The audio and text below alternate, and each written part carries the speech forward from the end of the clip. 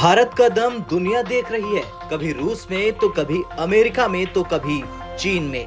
लेकिन इस बार भारत का डंका बजा है 10वीं ब्रिक्स संसदीय मंच की बैठक में। जी हाँ, 10वीं ब्रिक्स संसदीय मंच की बैठक में भारत ने बड़ा बयान देकर बड़ा धमाका कर दिया और भारत के बयान से दुनिया के उन देशों को कड़ा जवाब मिल गया जो खुद को सुपर पावर कहते हैं।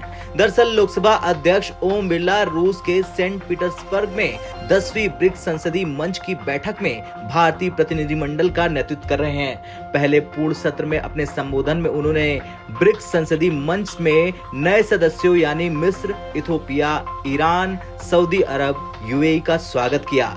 लोकसभा अध्यक्ष ओम बिरला ने बड़ा बयान दिया और कहा कि ब्रिक्स विकासशील देशों के हितों का प्रतिनिधित्व करता है और वैश्विक शासन को और ज्यादा लोकतांत्रिक बनाने और यूनाइटेड नेशन सिक्योरिटी काउंसिल और वर्ल्ड ट्रेड ऑर्गेनाइजेशन जैसे अंतर्राष्ट्रीय संगठनों में सुधार करने के लिए प्रतिबद्ध है। ओम बिरला ने ब्रिक्स एजेंडे को आगे बढ़ाने में संसदों और सांसदों की महत्वपूर्ण भूमिका पर जोर दिया। उन्होंने कहा भारत इस दिशा में सक्रिय रूप से हिस्सा ले रहा। उन्होंने उभरते बाजार और विकासशील देशों को एकजुट करने और आपसी सम्मान, समानता, एकजुटता, पारदर्शिता और आम सहमति के सिद्धांतों के प्रति भारत की प्रतिबद्धता के बारे में बात की। लोकसभा अध्यक्ष ओम बिरला ने ब्रिक्स सदस्य देशों और अन्य बहुपक्षीय मंचों के बीच सहयोग को बढ़ावा देने की महत्व पर जोर दिया। उन्होंने कहा कि भारत वसुधैव कुटुंबकम यानी पूरा विश्व एक परिवार है के सिद्धांत का पालन करता है। उन्होंने G20 के सफल मेजबानी का भी जिक्र किया और बताया कि भारत ने किस तरह से सफलतापूर्वक बैठक आयोजित की और दुनिया को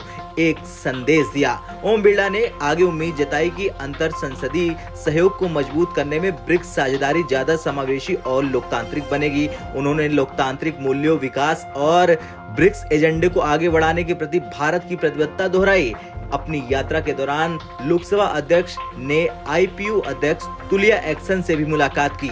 10वीं ब्रिक्स संसदीय मंच की बैठक में हिस्सा लेने के लिए उनकी रूसी यात्रा लोकसभा अध्यक्ष के रूप में लगातार दूसरे कार्यकाल के लिए उनके ऐतिहासिक चुनाव के बाद पहली विदेशी यात्रा है।